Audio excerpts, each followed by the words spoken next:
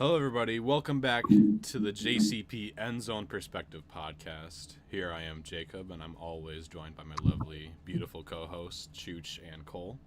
What's good with it? Hello, folks. Bringing you a special Labor Day episode. 3 days away from the regular season. I am very excited. All of us are very excited. Whoop, whoop. And yet again, back to back, we have very exciting topics to go over. We have Mike Evans and Nick Bosa holding out on contract offers. And we also got Chris Jones holding out on contract offers, too. People want their money. So, Yes. And we also have the thing with Jonathan Taylor that happened and didn't happen. So I'm very excited to talk about it with you, lovely gentlemen. Chooch. Hi.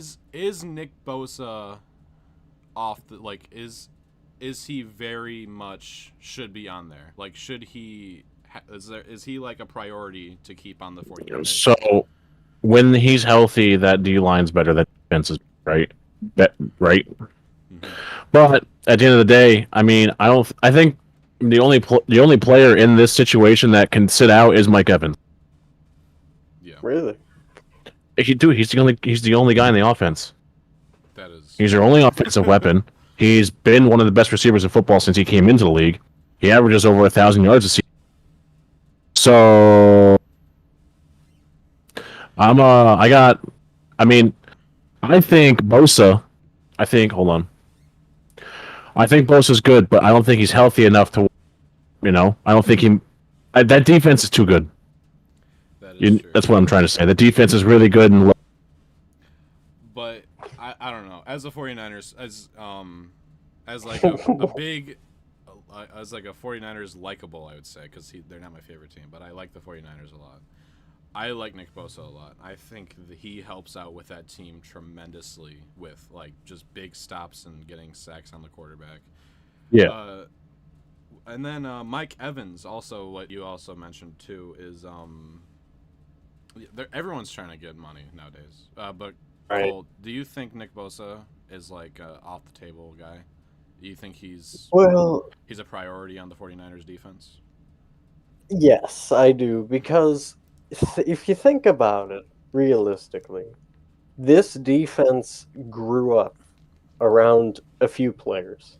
And those few players are Fred Warner, of course. How can you hate that guy? He's just a beast. The second one, Nick Bosa. He added so much to this defense, and he made an immediate impact. And last but not least, and some people might sigh when they hear this, I think Dre Greenlaw, too, was a really key piece of turning the Niners into what they are today. Those three alone have really shaped this defense. So I think you have to do one of two things. You either, pay the man what he wants, and if you go, okay, well, I think we're good enough, we don't need him, then you have to trade for a pretty big haul. If you don't do either of those things and he walks in free agency, you lose. It will hurt the 49ers a lot. If that's what I'm thinking too. Like, let's say he's asking for way too much. Even though San Fran has a lot of money, but it's just like, Right. There's no way, And The other reason Tampa. Jeez, San Fran has all that money because look how young all the. mm-hmm. That's A lot of their a super guys young team. That's a lot of guys in their second contract. Kittle is, I think, Kittle, Warner, and a couple other guys are all the only guys that are beyond their second contract term there. Yeah. Right. I mean, Fred Warner's been there almost 8 years. Oh, gosh. Yeah, I know he's one of your favorite guys over there. I 8 mean, or 9 years, yeah. and Debo is running on 4 or 5? 4 years. Yeah, and we know Brock Purdy's a new guy. Kittle's been there for a hot minute.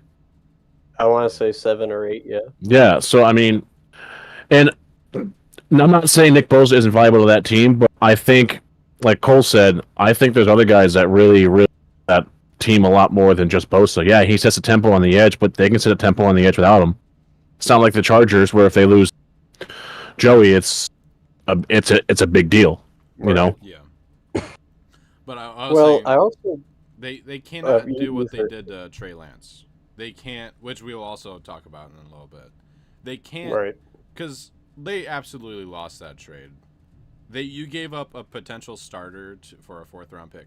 So if they get Nick Bosa, which I'm not saying that they're gonna trade Nick Bosa for like a 3rd-round pick, but I'm saying get a lot of picks and maybe recover what you lost getting Trey Lance.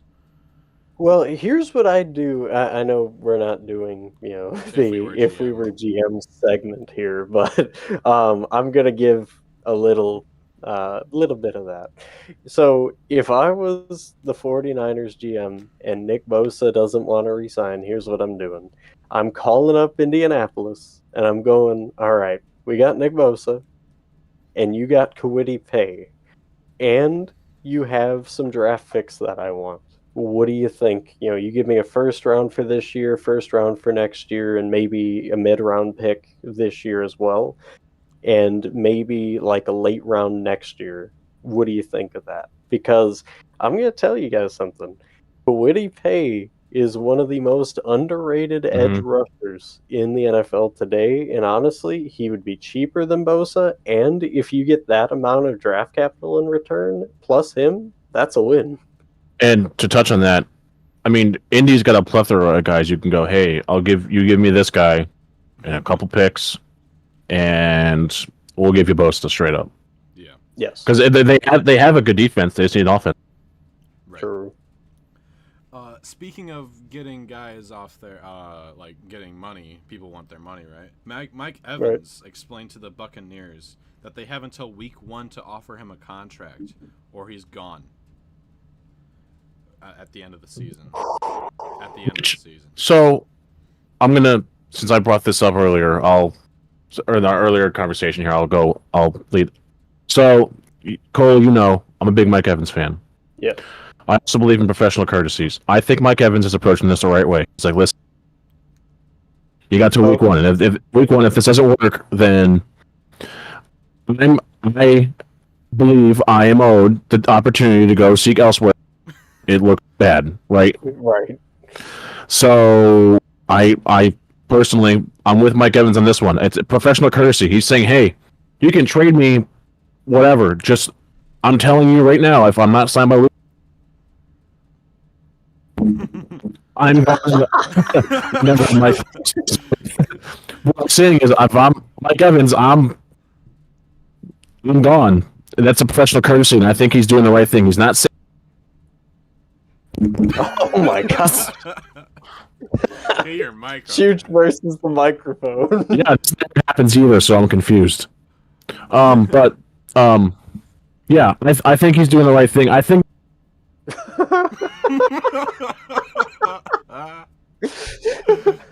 All right, let me. All right, I'll zone in here a little bit. I think he's being professional about it and giving them the opportunity. Okay, we get it. He's All right. professional with other stuff. Yeah, I'll step in here. I think Mike Evans. I respect him as a player. I think he's done pretty good in terms of being in a bad situation for many years, and it got a little bit better there with Tom Brady. I think personally. I think personally, what you do though is you package Mike Evans and Devin White. That's the other name you didn't bring up. Those two, you package them in a deal. They want to go, get them out of here and get the most for them. Like, this is definitely 2 players to where, or if you want to, do 1-and-1 and get different values, but these are 2 players that can make you a pretty decent amount here on the market. So, me personally, if it were up to me, I definitely would not pay Mike Evans. I just think he's too old. I just don't see a point. Not to mention, you're pretty much going to suck this year. So, Yeah. I mean, why not just tank anyways? Yeah, trade him, get your draft capital, and have at it. Oh my god, it works, guys. Listen, Hey, oh, Nope. I don't know what's going on. I'll figure it out later. Don't say that it works, because then it's not going to work after you. Well, hold on. I'm going to turn my sensitivity up on this.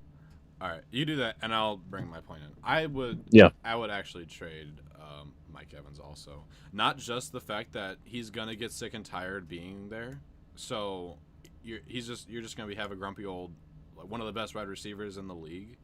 With you have to have like a pretty good quarterback as well. So I would trade him for draft capital, maybe like a first or second round at least a late second round. Like that's I think Mike Evans is still worth a first. He is. I'm saying like that's the highest you can go in the draft is a late second round with Mike Evans. And okay. I misheard what you said. Sorry. Because that team is also like there's so many holes with the Bucks, and this is the perfect time for him to run out on that contract offer because this is like when the Bucks are like, oh yeah, Tom Brady is gone. This is gonna go down. And a bunch of people also left. Yeah, this is officially rebuild year for the Buccaneers. Last year they made the playoffs. This year is like, okay, there needs. I have a question. What's up? Oh. Sorry. I was letting Jacob finish. What's your question? Sorry. Is this Buccaneers team a better Broncos team last year? Can they score the points and do it? Can they do what? Can they score the points? Is this Bucks team better than the Broncos last year? Yes. Like as long as this team can score 20 points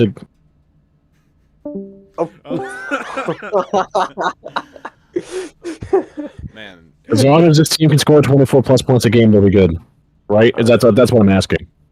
Sorry, hi, I'm back. I think they are better. I think they are better than the Broncos last year because it's a good defense. It's just what can the offense do for you? Yeah, but it's also the fact that last year everyone was so mad at each other. Like the team, like I don't know about like any other people, but like everyone was particularly mad at Russell Wilson last year, and that was the big case. If everybody is mad at the quarterback, like if receiver, even like linebackers were mad at the quarterback, like that's a thing you cannot have. But no one really hates Baker Mayfield. They can think that he's not a good player or whatever, but that doesn't mean, off the field attitude or anything like that can make hate him. So I think the relationship that the Bucks can get would make them better than the Broncos last year. Well, I also think Baker's a lot better than we give him credit for, right? Because look at last year when he went to LA. Right. He went to LA and what, on 12 hours notice, they started the game and won. Time to look at this. And won against, if I remember, a good team too. No, it was Vegas. The Raiders. It was Vegas. Okay, well, just go with it. And it was still how bad the Rams were last year. Just brought back some sort of hope. Just any hope. Yeah, I mean, I'm a Baker fan, but I'm not the biggest Baker fan. I still think there's things he can improve on, but I don't think he's proven to be a locker room cancer. Yeah. Like everyone thought he would be. Well, people, it's front offices don't like him because he's flashy. He's flashy on the field. I mean, granted, in Cleveland, he was trying to force the ball to Odell, which is half his picks. But like, wouldn't you too? If you watch this kid, you're in college, and you get to play with him, you're like, yeah, he can make any catch, whatever. I'm going to force a ball to him. Well, and the point is with that too that Baker Mayfield he is one of the most hated quarterbacks in the NFL for no reason.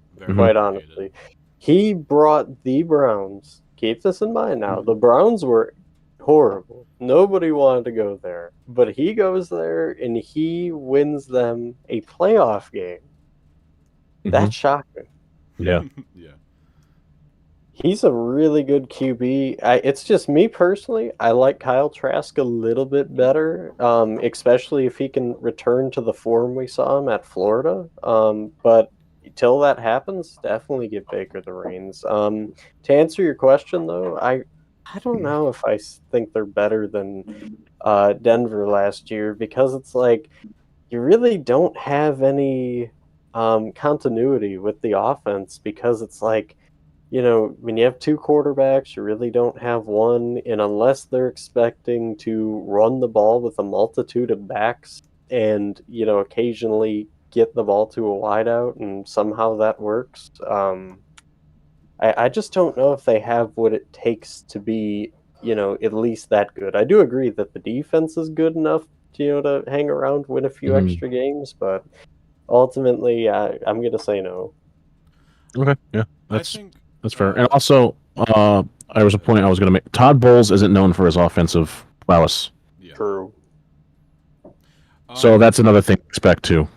I think the reason why Baker Mayfield is like a type of guy where no one, I'm not saying like people should think he's like Tom Brady or anything like that, but the reasons why like people aren't like, oh, Baker Mayfield is trash or whatever is because there's somewhat of a stereotype with players that like get traded like all the time. Like Right. he was on the Browns, he was on the Rams last year, and then and he's on the Bucks now. The player that like just dips in free agency like every single season, like he can't hold a 2-year contract together for some reason. But I just think players that are like that have some type of stereotype with them. Like Juju Smith-Schuster, he's one of those guys that like. That's a great point. Like no one really thinks highly of him. I don't really think highly of him either. Same. I don't think it's his game. I think he's more focused on TikToks than he is football. Yeah. Can I talk about my favorite part of this segment? Go ahead. Yeah. Matt Corral to the Patriots. Listen, folks, I just want to make this clear. Matt Corral is that guy. Give this guy a competent offense. And I'm telling you, he put up numbers with Lane Kiffin at Ole Miss. If you watched college, you know exactly what I'm talking about. You remember the year. He gets to the Panthers, does not get one shot to prove himself at all. They just say, nope, screw you, we're going Bryce Young. Now, if he wins the starting job in New England, I'm telling you guys, Patriots might be back. And they might be back to the form that we were very used to under Tom Brady. Maybe not this year. What do you think of them releasing Zappy? Oh, man, that hurts my soul. I love Bailey Zappi, too. I think he is a really good player, and wherever he lands up, I hope he gets a shot. Hopefully, like Seattle or something, because him after Geno. Yeah.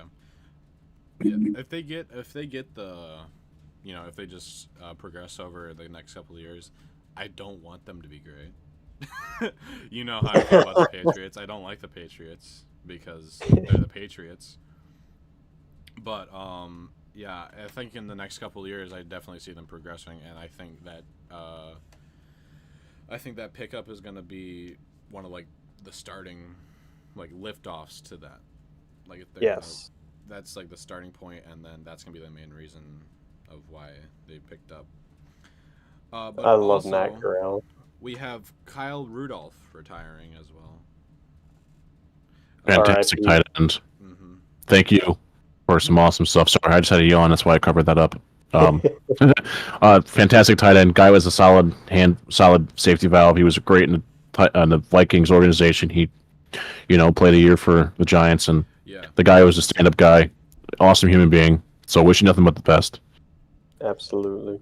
Yeah, his age is definitely getting up there, and we're starting to see when tight ends are starting to retire, like what age they start to get. Well, and we're also starting to see this mix of these guys that were playing the old tight end position, and then transition to what it is now.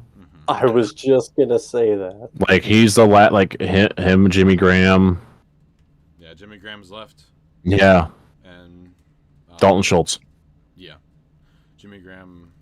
He's on the Saints, so I think. But yeah. Anyway, I hope Kyle Rudolph has a great retirement. I hope he has a happy one as well. God bless him for sure. But something I need to talk about this point real quick because Juice got me going now. That is a point nobody's brought up. The new tight end. You saw, the old. It was a safety valve. It was, I can catch and maybe break a few tackles, get you about 9 yards, 10 yards at max. Now we're seeing the revolutionary. You look at Kyle Pitts. He's a freak. He's like another wideout out there. You look at Brock Bowers at college at Georgia. He kind of fits that mold. Mason Taylor at LSU. You look at, all these new guys. Noah Fant, to name a few. T.J. Hawkinson. Henry. It's like, Yeah, Kelsey? Hunter Henry. Yeah, Travis Kelce. I was gonna say, I how have you mean, not you named look him yet? He, at George Kittle. You look at these guys, and I'm telling you, it's scary on how this game is evolving. They are the new threat that everybody kind of fears now. Look at Dalton Kincaid. He was a first round pick, Yeah. and that doesn't happen much for tight ends anymore. and this was a this and just the tight end position in general. We're going to talk about the tight end position. This last draft, I think, is the complete full circle evolution. Like these guys are pass catchers. These guys can block for you. They're everything. You know, Laporta, fantastic guy. You know, and then Ferguson 2 years ago in the draft was fantastic. So I really think we're really starting to see this evolution come around full circle now, and I don't think there's anywhere else they can go except for what they are now. Agreed. I definitely Unless think you got to play quarterback in the future. definitely think Gronkowski had a thing to do with that. Like he was one of the True. early. Hernandez. Yeah, him and Hernandez as well. He was because from him people started to learn like, oh, tight ends aren't just taller receivers who can also block. Right. They learned that they're also huge and incredibly fast, especially for their speed. You have like these 6'6" guys who can run at like a 4. Darren Waller, anybody? Yeah. four- Or as 450. what the linebacker Channing he does the podcast with Fred Taylor and Ryan Clark. Anyways, he was talking. Actually, I saw it earlier. He was talking about how Tony Gonzalez used to put his big old mitt in the middle of his hand and dot him up for 7 for 170 all the time. 33-year-old Tony Gonzalez just dotting you up. Yeah. Andy Reid is also one of the biggest reasons people are seeing how well Patrick Mahomes and Travis Kelce work together, and they win Super Bowls with just them. Yeah. Andy Reid also doesn't get enough credit for what a quarterback whisperer he is. Yeah. Agreed. Like, he got Donovan McNabb. McNabb was the reason it was as good as he was because of Andy. And then he went to Kansas City. He had Alex Smith, who, I mean, was already good when he got there, but I think got put to the next level. Yeah. And then now look at Mahomes. Like, Andy Reid's proven he's a quarterback whisperer. Mm-hmm. You want to play good football. You want a good quarterback. You go play for Andy Reid. It's also the fact, like, when you ever look back in, like, 90s, 80s, maybe even 2000s football, how many receivers that there were that could have easily been tight ends. Like, Calvin Johnson is the name that's, like, one of the Brandon Marshall. Yep, him. That was actually his plan. Brandon Marshall's plan was to retire as a tight end. Mm-hmm. Jerry Rice Harold as well. Carmichael. Who? Harold Carmichael. He was like 6'7". Yeah. Travis Benjamin. Travis, yep. Calvin, I already said Calvin Johnson. Calvin Benjamin. Yeah, there we go. Cole knew what I was getting at. Oh, Randy Moss. Randy was too wiry. I was gonna say I don't agree with that one. I'm talking about like mainly like huge, like big guys, like mainly bigger receivers. I mean, look at Shannon. I mean, I guess we could say Shannon Sharp was the first. Him and his brother Sterling. Yeah. Were kind of the first two guys to do that. I mean, Shannon Sharp was a runner. I mean, look at him now. He's still big. His brother was fantastic too. Well, his brother was a wideout. It's still just as big though. Oh yeah. And getting back, we have a lot of people. There are people getting their contract. We also have Chris Jones holding out for their contract. And I'll ask you guys the same question: is Chris Jones necessary for the Chiefs? And he proved it not last year, the year before when he was hurt. He came in like right before the playoffs, and that team got instantly better. Mm-hmm. You see it.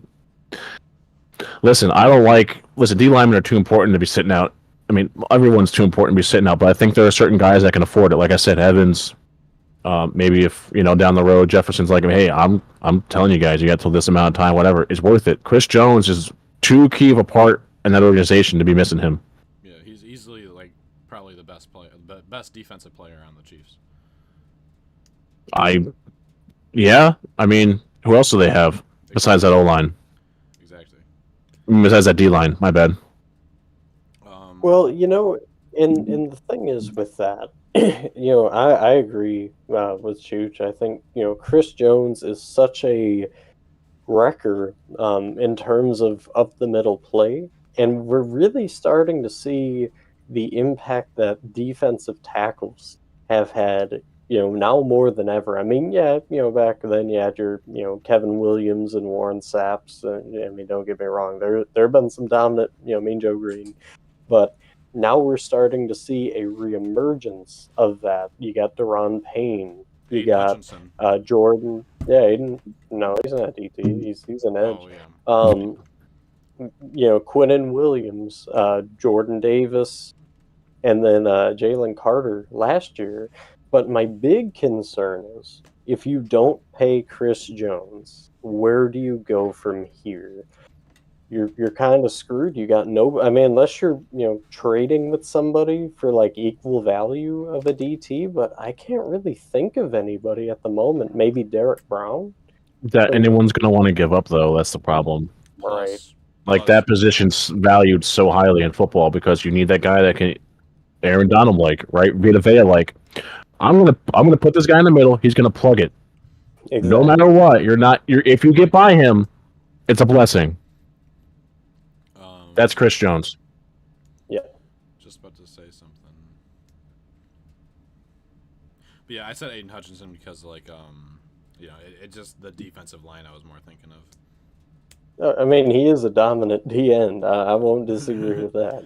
But I agree with you guys. I think Chris Jones is too valuable to lose. Oh, also, you can't, because they're the Chiefs. They're not gonna have like an early round draft pick.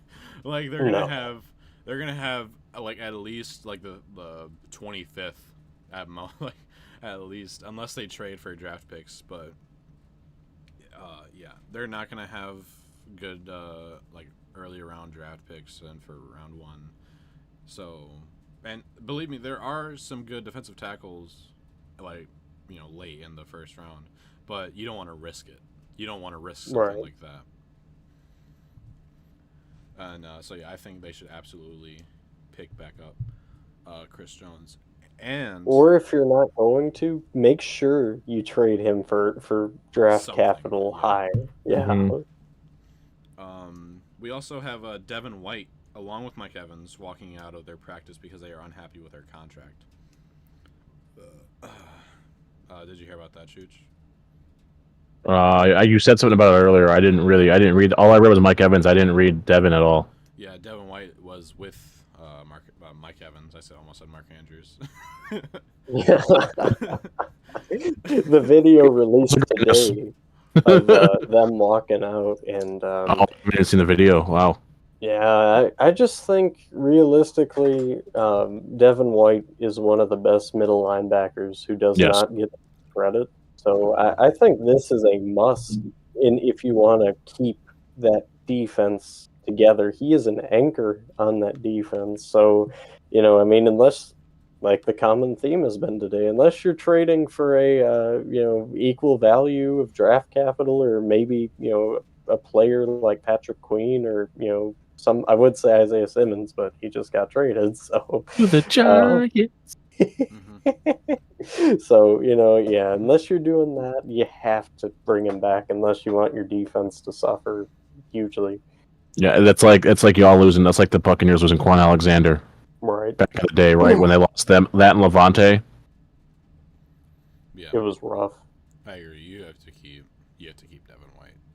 Because then like the defense is pretty good, but like Devin White is like the leader of that defense. I feel like. I also don't get. I'd say Vita Vea is. Yeah, Vita Vea. I'm talking about, like, they're 1 and 2. Yeah, no, but I got what you were saying, Pizza. All right, time to talk about the nothing burger of Jonathan Taylor. I want to leave. You can't leave. Okay, I guess I'll stay and suffer. So we covered this last episode when he got permission to go and seek other trades, and we were like, oh, he could go anywhere, like, or nowhere. That was what we think. It was not going to happen, or it was going to happen, and he's going to be misused. Nothing happened, as we predicted, because like I cannot think of a team that needs a running back. Like, all right, I can't justify. Yeah, it. try. Try and think of a team that needs a running back really badly. Yeah, I can't justify needing one because, like Cole said, there's 1,000 other. I think we've talked about this before. There's 1,000 other guys that can do the same exact job he can do, and you can do it by committee. Yeah. And Why? That's the thing about like Ursi being like, no, like okay, let him go, and then let him realize that he's not as good as like let him figure out like if you think he's not as good as you think he is, let him prove that somewhere else. Don't hurt your team because of it. Yeah, and Like you have enough talent in that running back field in Indy to figure it out. Figure it out. yeah. By the way, Don't keep. we aren't saying Jonathan Taylor's bad. We're not saying that he's like a bad running back at all. We're just saying that, you know, like he wouldn't really fit on any other team because no other team needs a running back, and that's what we were saying. I'm gonna make the same point I think I made with Saquon on our first episode. You've been hurt too much. I can't justify paying you. Mm-hmm. Prove to me this season that you're not going to be hurt and you can be productive, and then we'll pay you. Yeah. But until then, I'm not paying you. Sorry. Well, here's the thing too. On top of that, like I mentioned 2 shows ago when we were talking NFL, or I think it was 3 at this point. Correct me if I'm wrong, somebody in the comments. But you know, if you look at Jonathan Taylor, and the idea is this, right? You're going, hey, you know, give me multiple first rounds, give me a mid, give me a late, give me another late, and it's like nobody's gonna pay that. Because like there's never gonna be a year, there's never gonna be a draft class where there's gonna be like, oh, all the running backs this year was like, you know, poor. Awful. Yeah, there's never gonna be a thing like that. There's gonna be at least like 5 running backs that are like, oh yeah, this is like generational talent right here. Right. Always, every draft. I mean, hell, if you really needed to, go get Tyler Allgeier from Atlanta, or Algier, however you say his name. Go get him from Atlanta. He's going to be the backup to Bijan. Or apparently Bijan's third in the depth chart, but I have a hard time believing that. Yeah, I don't believe that either. Yeah, you don't use a top 10 pick for a third string guy. This is also Atlanta we're talking about here. True. But sorry, just expecting, even when they say like they're expecting multiple first round picks. Who are you? I'm giving you 2 seconds and a running back for Jonathan Taylor. I'm not giving you a first. He has to stay healthy. Mm-hmm. Wow, I wouldn't even go as far as saying second. I'd go 2/3. Yeah. And again, we're not saying you're paying for the production of when he's healthy with 2 seconds. Yeah, and again, we're not saying that he's bad. I want to get that clear. We're not saying that he's like a bad running back, that he's not great or he can't win games. We're just saying that where else would he really go? That fits. The NFL's too deep. Yeah, besides free agency. And you can't go to Miami because they got 7 other running backs ready to do the job that are all not one first stringers in most teams. Exactly. Right. You can go to New York, but both New York teams have a guy. You can go to Buffalo, but they seem to have their guy. It's like every team. Where you can't go to New England. I mean, you could, but Zeke's there. But whatever. You know what I'm trying to say. You get Stevens too. He was like the lead guy last year, Ramondre Stevens. Mm-hmm. We also have. It's also like there's not a team right now with a coach going like, oh yeah, I'm gonna make our team a running back heavy offense, but we need a running back first. There's like there are run heavy teams, but they have good running backs already. Arizona and New Orleans. Kamara's, I believe, suspended. So realistically, there's 2 teams out there that can use a running back: Arizona and New Orleans. But Nolans has Jamal. Yep. No, Jamal Williams is not there. Oh yeah, I forgot. Yeah, but okay, so he was only barely outside the 20. I will not take any Jamal Williams slander. Hear me out. He wasn't used outside the 20 much last year. He was only used inside the red zone. That's how he got all those touchdowns. I want a guy that's from 20 to 20. Give me a guy 20 to 20. I need a guy for 20 to 20, and Jamal Williams isn't that guy. Well, you're not that guy, Kyle. Go home the money. Yeah, speaking of trades and trades that don't work, Chooch just broke his leg right there. I just jammed it against the desk. By the way, I'm using the broken chair, so Oh yes, the broken I'm sitting crooked. chair. That's why I'm sitting like this. It's crooked, and I'm leaned up half the time. I'm forward, so. We have Trey Lance going to the Cowboys for a 4th round pick. I laughed so hard because they released a picture on like the Instagram page, the NFL, of like welcome to the Cowboys, Trey, and it was the most stoned looking. I'm gonna see if it'll show. The most stoned looking Trey Lance I have ever seen. He looks. He didn't go to Dallas. He went to Houston by accident. He went to the Fort Worth part of Dallas. He went to the FW. He is so mad or so high, I cannot tell. Like I'd be mad, bro. You drafted me and then gave up on me. I didn't get a chance to play football for your organization. I wanted to play football for your organization. Now I'm in Dallas sitting behind Dak. Chooch. Bro, I'd be pissed too. Drafted is an understatement, and we all know that. They gave up like everything to get this guy, and he didn't even try to like do any. He played half the first season, half the games, and then last year broke himself, literally playing quarterback. Like, right. When are people going to realize the Niners are just a death wish for quarterbacks to go to? Like, Brock Purdy's going to start 3 games this year, have the worst wrist injury known to human beings in the next year. Watch. Oh, Brock Purdy got his wrist shattered in 7 different things playing the Pittsburgh Steelers in Week 1. All right, Purdy shattered all of his bones. He's in a full body cast now. He will not be able to play for the rest of his life. Jokes on you guys. They played the Bills, and well, they did to him what did to Mike White, and he actually got turned into a bag of bones this time. Trace McSorley coming in from 90 touchdowns this season from Trace McSorley. Someone called Terrell Pryor back. But yeah, Cowboys won this trade. Easily. The jokes I'm seeing from this about the face that Trey Lance is gonna make when Dak Prescott throws his first interception. So I have another thing for the Cowboys. How do you tell Will Grier you're releasing him, and then play him the whole game? Yeah. get bent. Sorry, get bent. I would, if I was Will Grier, I'd be like, you're cutting me. I ain't playing for you. Cut me. So he got signed anyways. If I got told that I'm gonna be playing for a team that's gonna cut me within the next day, I'm like, okay, I'll purposely just like, here you go, and just pass the ball to a D lineman. Every play. This guy's over 15 right now. 15. Oh, I'm looking for this Will Grier thing. 15 interceptions in one game. Just handing it to the guy, not even throwing it, just calmly handing it. It's like the scene in The Sandlot when he didn't want to throw the ball. Just here you go.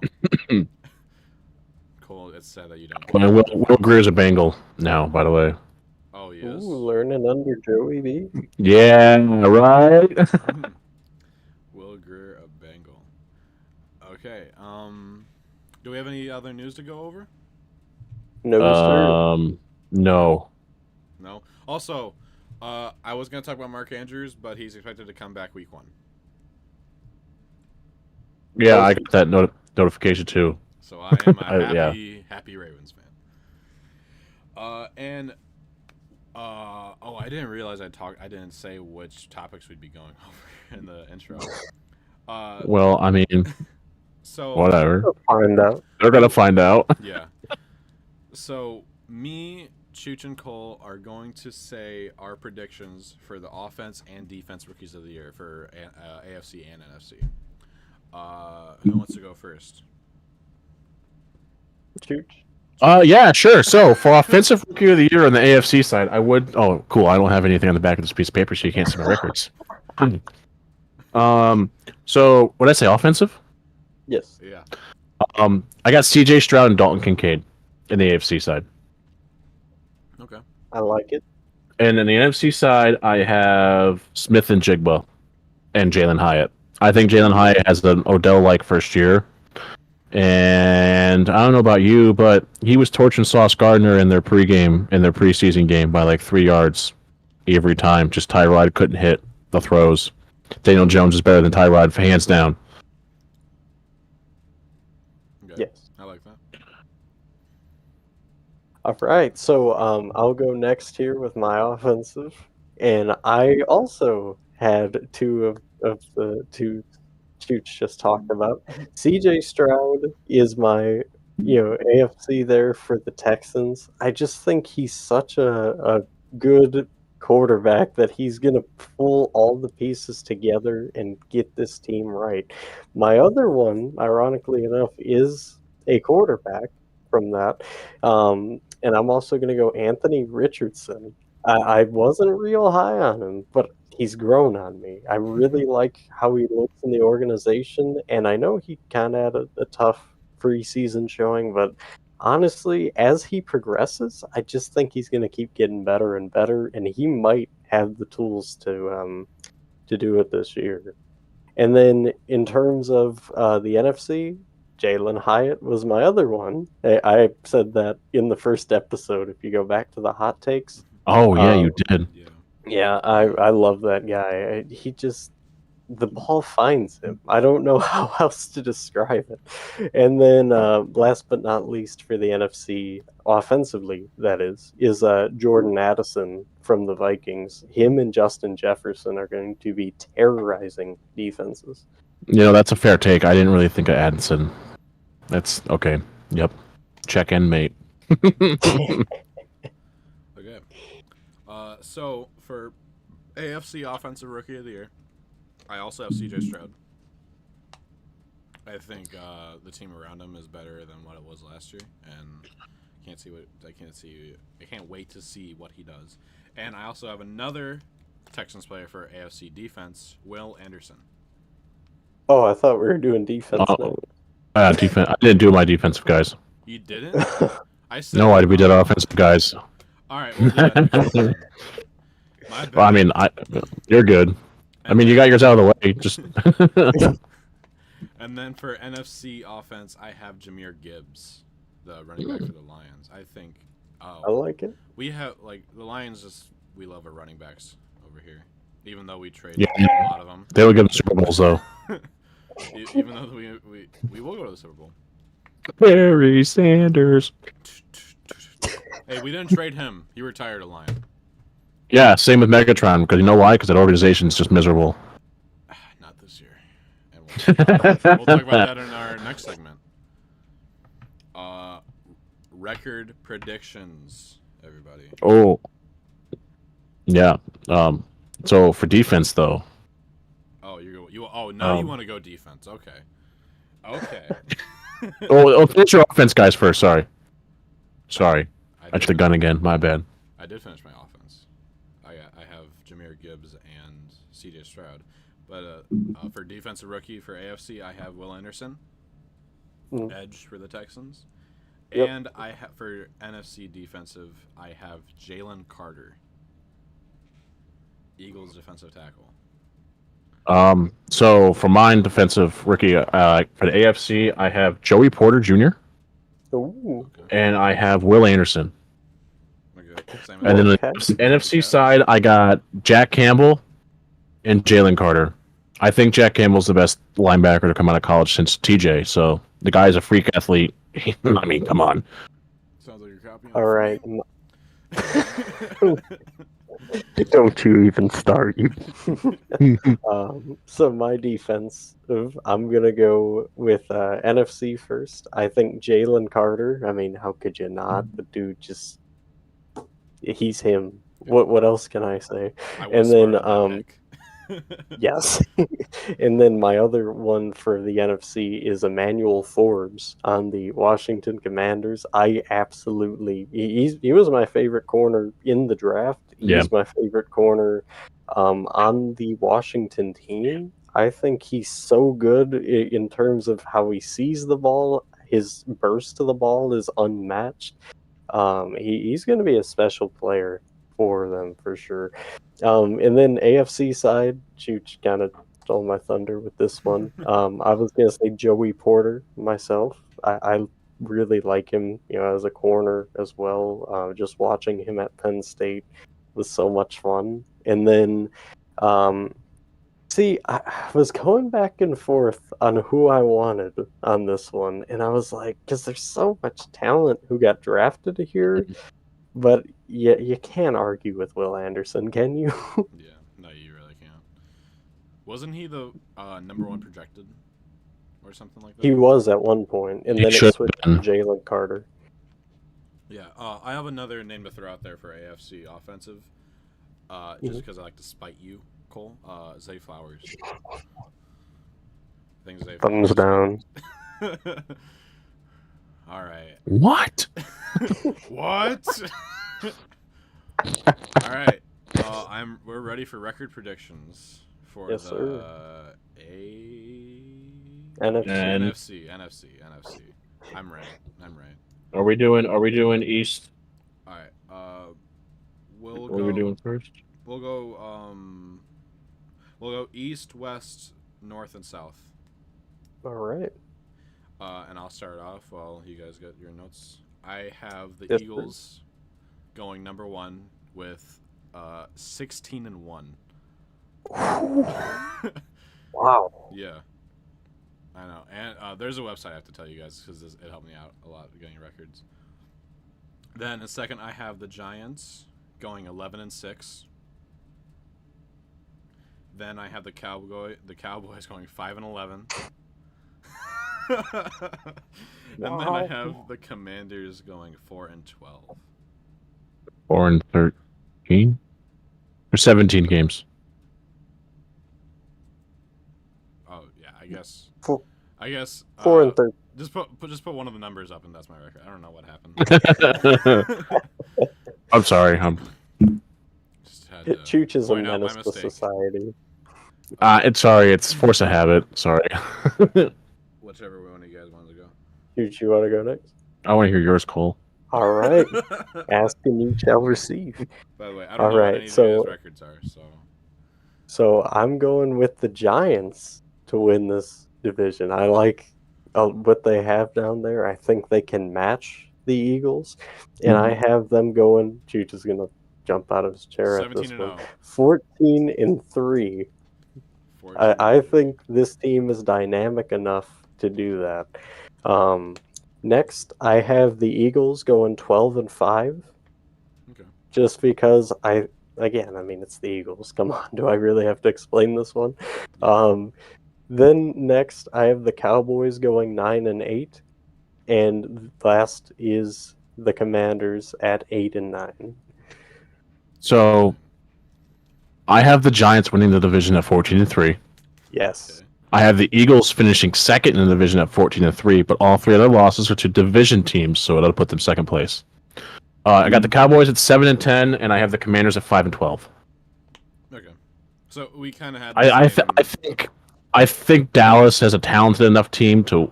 It's going to pull them out of games, but the defense is going to keep them in it all the way. I just don't think they can. We'll see. I mean, these schedules are obviously, these records we're putting up. Hey, we don't know what anyone looks like yet, so this is what we have based off what we've seen so far. But yeah, like Cole said, the Giants are a talented enough team, and if Daniel Jones is any proof of what Brian Daboll is as a coach, then this whole team is going to be infinitely better, and he's going to be up there. He's going to be one of the best quarterbacks in the league come end of the season, talked about wise, I think. Because if Josh Allen kept them, Josh might be MVP already. Just saying. I could see that happening.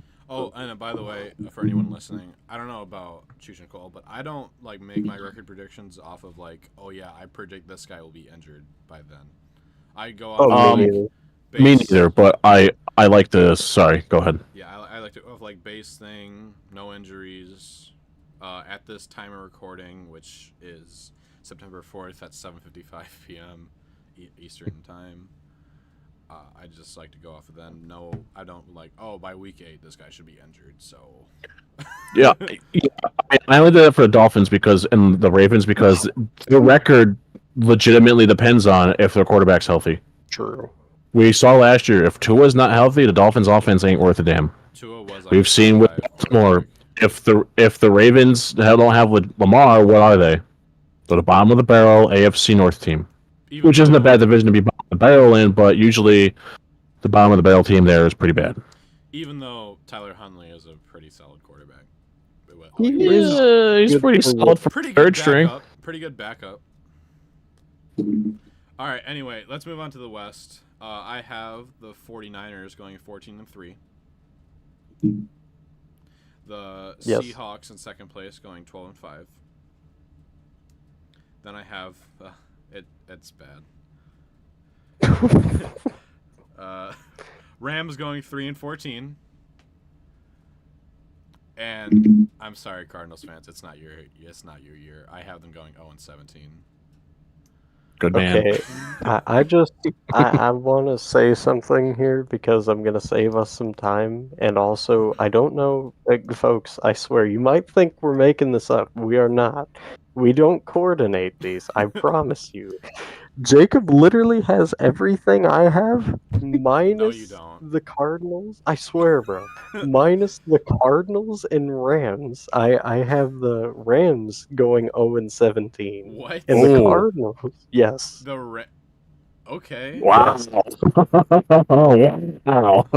I'm sorry, guys. I love you, Rams fans. I like it. I don't. And I love Sean McVay, but I'm telling you guys, this roster is abysmal. Man. That's what happens when you sell out to win now. Matt Stafford fans, get ready to cry with me. Cole, who else you got? So I have the sorry. I have the 49ers 14-3, like Jacob said. And I'm telling you, we did not coordinate this, guys. And then the Seahawks, I had them 12-5. Like me. And then the Cardinals 4-13. That's where we differed. So I got the Niners at 15-2. The Seahawks at 8-9. 15-2 for the Niners. Yeah. Okay. Rams at 3-14, and the Cardinals at 0-17. Wow, man. Me and listen. Stetson Bennett, I think, turns into the starter halfway through the year. I think Matt Stafford's just, and I think Stetson changes it for him. You know, and I think Stetson becomes a quarterback at some point. We've all seen how quickly McVay has fallen out of love with quarterbacks. True. Especially ones that get in Super Bowl appearances.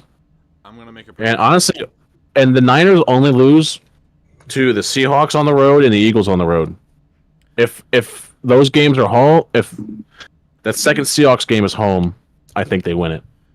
But because it's in Seattle, we all know how Seattle is when they play mid-season, when they play a rival. We're going to surprise someone, and it's this team. And then I don't think they can beat Philly and in Philly. That's too hostile a place to play for. Yeah, Brock's got playoff things there, but come on.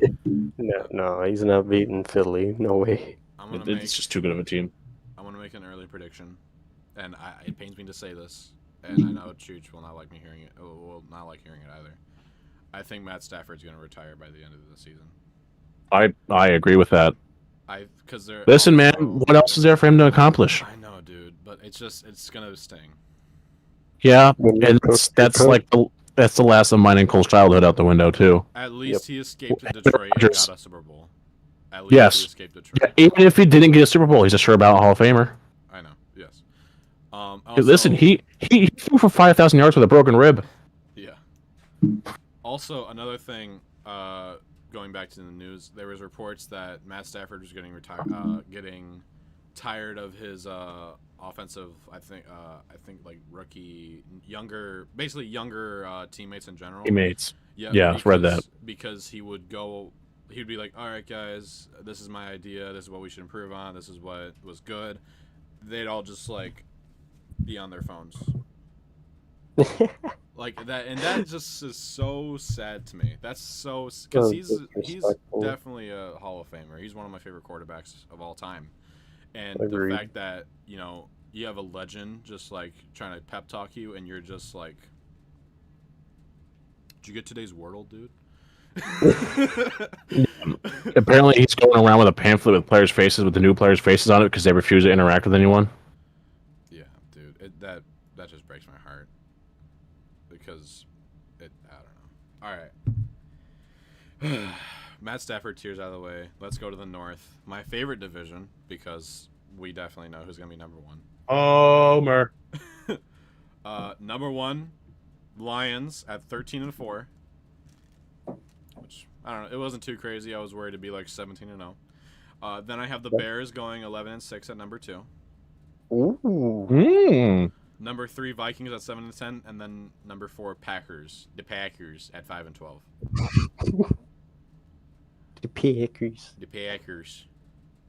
You gotta say it with the Midwestern accent, yeah. Cheeseheads, eh? You know, we're real nice up here. All right, Chooch. Nice place I got here. Go toss the pigskin around a little bit, eh? Go play some hockey too. Hey, Choo-choo, you screw got the Packers.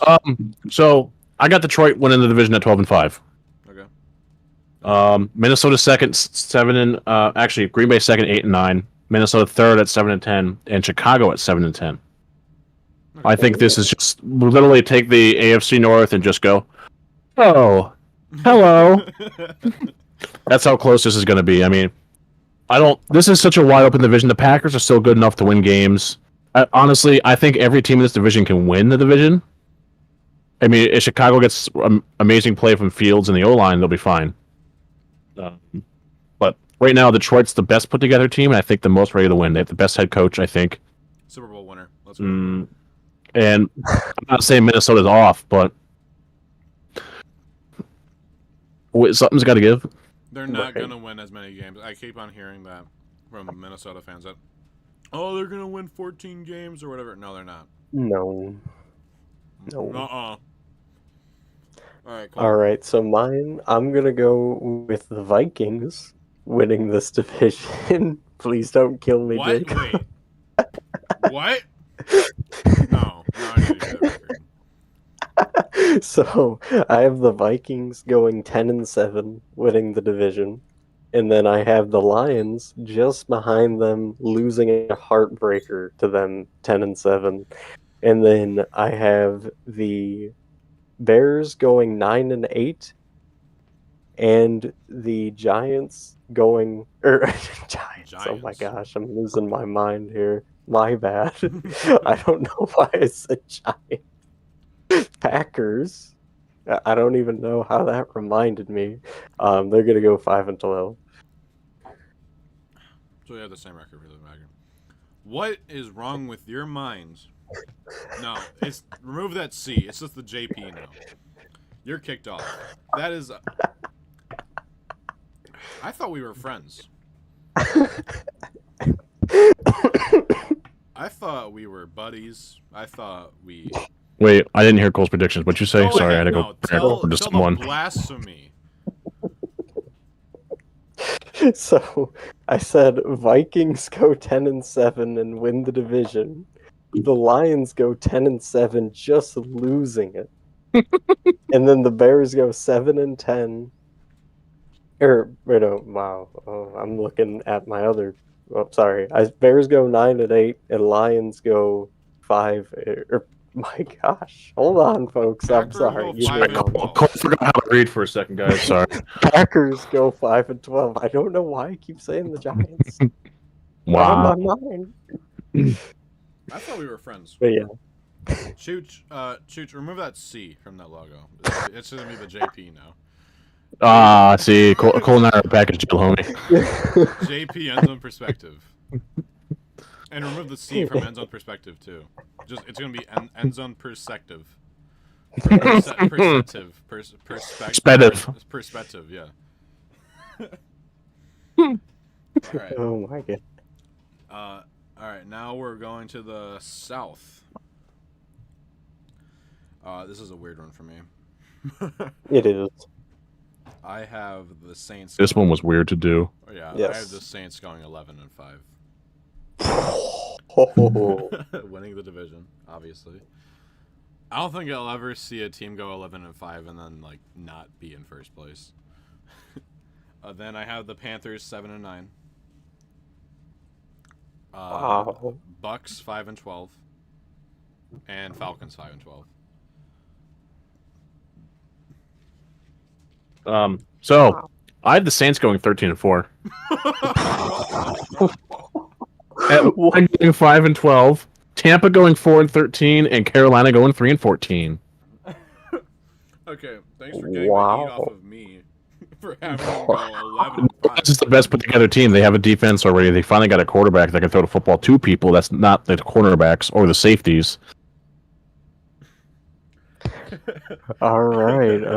Jameis is a quarterback, so I mean, yeah. I was looking Guys, at all my right. list. I was looking at my list. I was like, "Is this a little too much?" I was doing this, and I was like, I mean, we're realistically seeing the Saints losing to a lot of these teams more than once.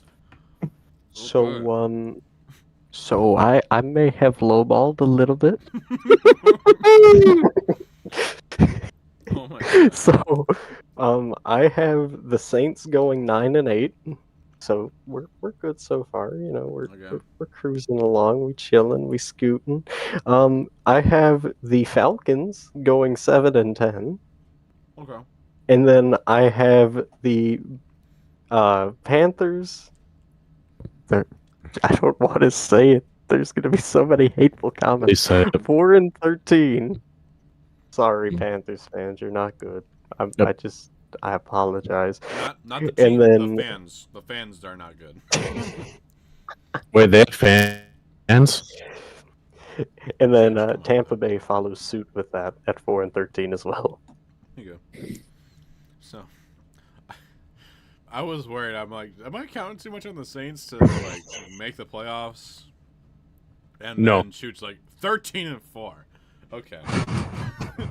Or 14-3. Yeah. I was like, okay. I'm not crazy. I'm not also. I think you guys are insane. I will You be have the voice Vikings of winning reason. The division. They are going to That's win the even division. crazier. How are you going to stop Jordan Addison This and is Justin Jefferson? Cole, this is I picked Ohio State because he's a Michigan fan. True. I didn't pick Ohio State because he's a Michigan fan. What's wrong with that? True. I have the one game that the Eagles are going to lose to the Seahawks. I think I have that actually put down as mine too. I was going to say I have that as well. The Commanders, the Cowboys, and the Giants. They lose on the road to the Giants, on the road to the Cowboys, and then on the road to the Commanders. Those are the 3 Eagles losses. I like that. And meanwhile, the Giants' 3 losses are the Eagles on the road, the Cowboys on the road, and the Niners on the road. Okay, I like that. I think after that Niners game, you see this team come alive. I think it's kind of like the whole, like we said with Oregon last year. Yes. They played Georgia. They were better than everyone else until they played Washington. That's how I think this Giants team is going to be. They're going to be good until they play the Eagles because we can't beat the Eagles to save our lives. And the sad truth of it all is I think we lose that game on the road in Dallas. I think we win the first game against Dallas, but I think we lose the road game later in the season. Hey guys, guess what? I have a MVP talk? I have a surprise segment for you guys. Ooh. I did not tell them, by the way. I did not. No, we're just finding this out. We have legitimately no It is idea. called What Are You Thinking? Where we go over ESPN articles or any articles in general talking about sports, so like football, mainly, football, obviously. And then just like ones that we really disagree with. Or Give really me this agree with. ESPN one. Okay, we got this. And I'm ready. I have one from Mike Clay, the Super Bowl prediction being Eagles and Dolphins. You know what? That's the one I was going to bring up because I saw it earlier. Thank you for bringing that up. I'm going to piggyback on this one with you. I'm just going to go with you on this one. Now, I'll let you explain. I agree that the Eagles could very well make the Super Bowl. I don't think they really lost a lot of pieces from last year, and I think they gained more than they lost. Agreed. You're not seeing the great exodus of players after you win a Super Bowl like you used to now, which is nice to see because you would see teams win, and then all of a sudden they got guys that attributed in the playoffs only going, I did this for this team, won a Super Bowl, sign me, and then they're garbage after that. Right. Yes. I'm with you there. I think it's The Dolphins, on the other hand, yes, they're a solid team, very good, but I don't see them going to the Super Bowl this year. They're not there yet. Yes, I like. Do you guys see this? Probably can't. No. Dolphins 8-9. 9. 8-9. The biggest factor, let's say it together, Tua. Tua. Yes. Tua Tagovailoa. It depends if his scrambled eggs of a brain have hardened back to what they should be, or they've turned into actual scrambled eggs. Tua and O-line. Like those, and Yes. they both go hand in hand, walking through a Spring Valley field. The Tua is bad because the O-line is bad. The O-line is bad, causing Tua to be bad. They're both a puzzle piece that goes perfectly together. And Package deal. yes, Tua, before he got hurt, was playing like a top 5 quarterback. He has some of the best receivers in the NFL. You got Tyreek Hill and Jalen Waddle, both incredibly fast and just good receivers in total. I think he'll speed bail them out half the time. Yes. So unless you do something where Tua doesn't play against like the best defensive line people in the world, then I don't see them going to the Super Bowl. Like, I want them to go. I think they could very well go. I just don't see them going because of just Tua's health in general and the O-line just not existing. We all seen that video of them tripping over each other. Right. It's really like if okay guys, okay, it's like a kindergarten class. Okay guys, this is Tom Brady behind you. Oh look, a butterfly, and then they just trip over each other. It's bad. I like Tua. I think he's a great quarterback when he doesn't think 2 + 2 = 5.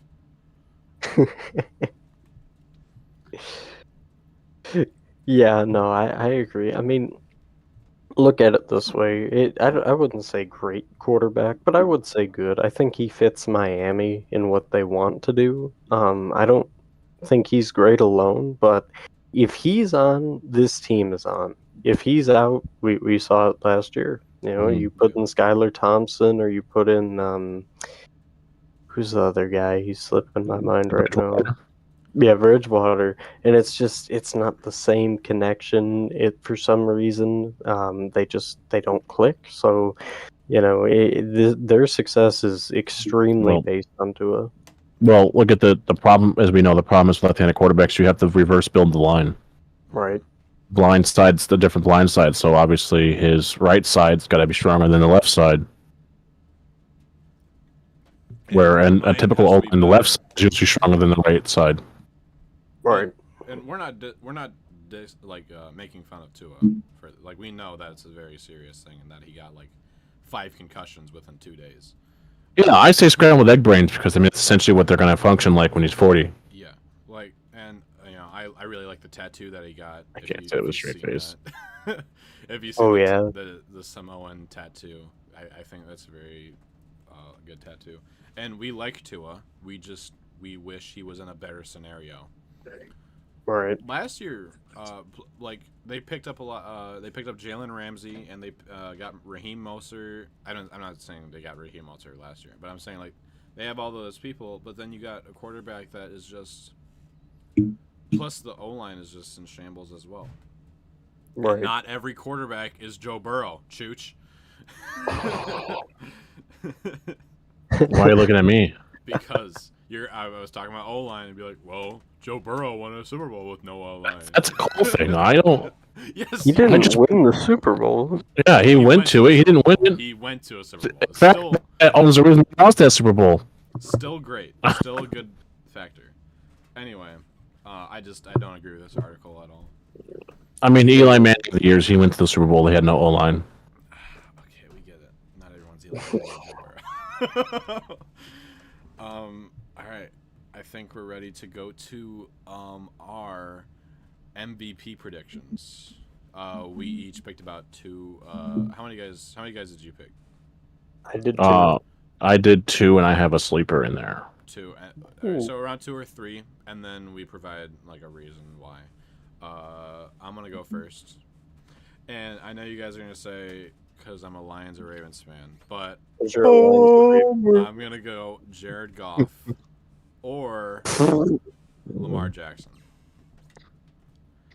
I think Lamar The second Jackson one. can win it a lot this year. I think he can win MVP this year because he finally has weapons that he wants, and they improved some parts of the defense that were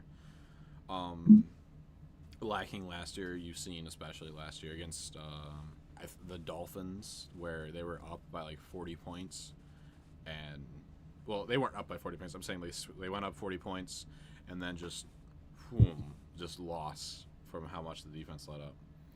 So Yeah. And now Lamar Jackson has, even if you don't like him, Cole, Zay Flowers, and OBJ plus Mark Andrews.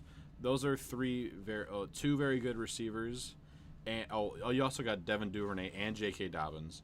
Plus the defense is just good in general with Roquan Smith, Patrick Queen, Marlon Humphrey. Even though I think the last thing I seen, he's supposed to come back around week 7.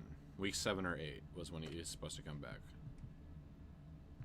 But even without him, I think that they'll do very well.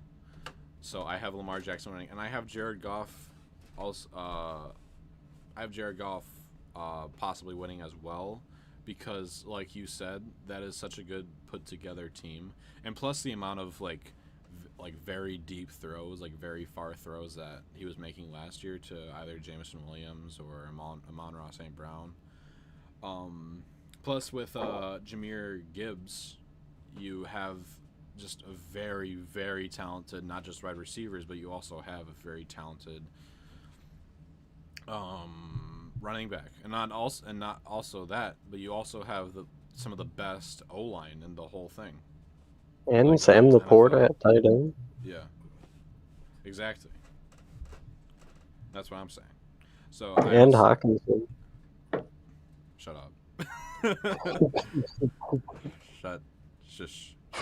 Oh, sorry. Wait a second. We get it. All right, but we still did good. Hey, as soon as we tossed that bum out, we started winning games. All right. He also started getting the football more. He tossed that bum out. He really called him a bum. I know. Who you got, Cole? Oh, wait. Pizza's got more. Sorry. That's it. That's just. What you got, Lamar Jackson or Jared Goff? All right, so one, nobody's gonna be shocked when I say this name, Joe Burrow. Man, Joe Burrow. Let's just my notes. He is the best quarterback behind Patrick Mahomes, and I would put so much on that because he took a team that had nothing and got them to a Super Bowl. And ever since that point, they've been dominant. They've been destructive. Not to mention, you got Jamar Chase, T. Higgins, Tyler Boyd, and you got Joe Mixon in the backfield. And the O-line, I mean, they're getting a little bit better. They're not quite where they could be yet, but they're getting there. And with Joe Burrow, the beauty of him is you don't need an O-line really. I mean, you need, 5 guys who can kind of just stand there, and Joe just does the rest. All right, so Joe's my first, and my second is Trevor Lawrence. I love what I've seen out of Trevor Lawrence in Jacksonville. I think he really kind of suits what they've been missing over there for quarterback for a long time. And if you look over, the weapons around him as well, not to mention a pretty good head coach. You get ETN in the backfield, and then on top of that, I know some people question the wide receiver play, but I really think they got a pretty good core that is deep over there that can help him and elevate his game as he elevates theirs. They got a nice complementary system going on over there. Yeah. So I got good old Joey Burrow as well. Yes, sir. I don't think I need to elaborate any more on that. I think Cole did enough of that. I have Daniel Jones as my sleeper. Ooh. I'll put down a 2 for you guys.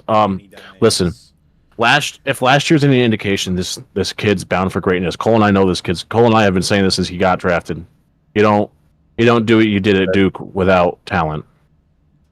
You don't. Nope. And he finally got a head coach that knows offense. He is an O-line now, and he's got weapons. I don't think. Listen, the sky's the limit for Daniel Jones right now. If he falters this year, it's him. That's all I'm saying. You paid him. Now he can't do what Josh Allen did and get paid and decide, I'm going to phone it in this year. Yeah. But yeah, Daniel Jones, sleeper pick. Watch out for that man to win MVPs. If this team wins the division, I think. Also, another quick note: MVP voting should finish after the Super Bowl. Yes. Because Joe Burrow should have won it the year they went to the Super Bowl. Plain and simple. But NFL's the National Favorites League, so. But we all know who we'll be voting for. We'll be voting for Trace McSorley, obviously, to win MVP. Greatest QB ever. What do you mean, bro? It's Nathan Peterman. I didn't really have this in mind, but if I had to go with a sleeper, probably Justin Fields. See, I think Goff's a sleeper too. Goff's a sleeper. But I and Herbert. Y'all are gonna hate this. Herbert's one too. Come on, folks. Thumbs down. Yeah, I know. It really depends because Russell Wilson was like projected to be a sleeper, and then like how he did last year. So, I mean, If I had to pick a sleeper, he'd be mine. if you had to pick a sleeper, he'd be Russell Wilson. Cole? Yes, sir. Russell Wilson. Okay, I like to see that. I don't think he will. I think he'll do maybe. I think he'll be in top 10 of the MVP voting, but not number 1. Man, I don't want to say it. I don't like this, but I think Aaron Rodgers would be close. I mean, how can you not put Rodgers in that? I'm not saying that. I'm not saying I know what you're saying, but I was just, I mean, you can't not ignore Aaron Rodgers, especially if he goes to the Jets and does Aaron Rodgers things at the Jets. Plus, what was everyone saying last year about the Jets? They just need a good. They needed a quarterback. Yeah. And have you guys watched Hard Knocks at all? No. A little bit. I want Robert Saleh is like in love with Aaron Rodgers. He's like, this is what a quarterback that can throw can do. I was watching it earlier. He's like, this is what a quarterback that can throw can do. Oh my god! And then Rodgers making throws, and they're like, wow, that's impressive. And like, all of us on the outside are like, have you not been watching the same games we've been watching? But I guess it's something. I guess it's different to see it in person. Oh, it's like, the whole Zach Wilson. Well, compared to Zach Wilson. Yeah. That's like, man, what could that be compared to? That's like getting Red Rocket Andy Dalton. Yeah. And putting like Peyton Manning next to him. Be like, man, this guy Peyton can really throw. This Peyton guy, man, he's outshining Andy. Who's this Peyton Manning dude? Yeah. Who is he again? Yeah, don't know. Anyway, yeah, I'm trying to think of any other people that I'm gonna do. Another thing I'm trying to figure out if like who I would vote for, Jared Goff or Lamar Jackson. Who I would vote for if those two were like the runner-ups. So that depends on a variable of things. How good is that Detroit team? Who do they play? Like, if Lamar wins that division by a lot, and then goes in and beats like Allen and Mahomes, and yes, he deserves it. But until then, I'm sorry, you can't.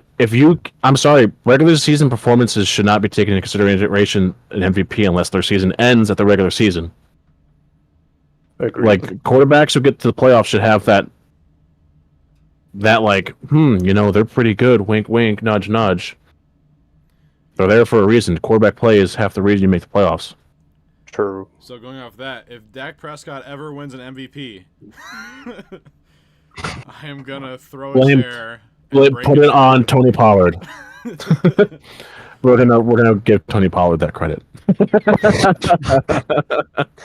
First running back in like 20 million years. First backup to win MVP ever.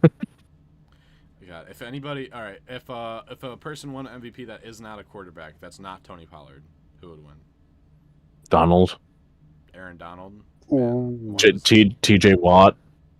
You're on defense. Right, basically, a defensive player that like can set a defensive player that's involved all around. It had to be Honestly, it's TJ Watt. He was close 2 years ago and missed 3 games. He was close last year and missed like 3 games. No one wants that retro. Hear me out. Jalen Ramsey. Yeah. I I don't. don't I know. just have a weird feeling Jalen Ramsey. he's gonna go off this year. Maybe best defense for AFC. But I don't see him winning Very well MVP could. if there wasn't a quarterback.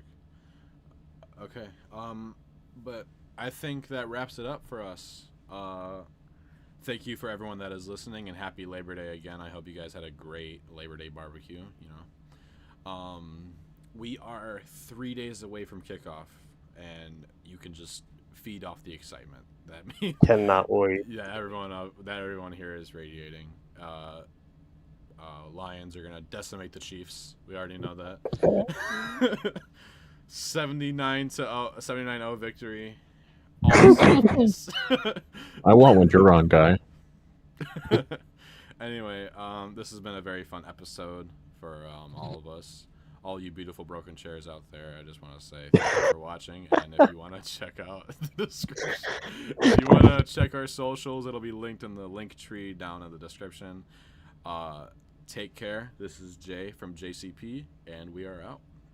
God bless y'all.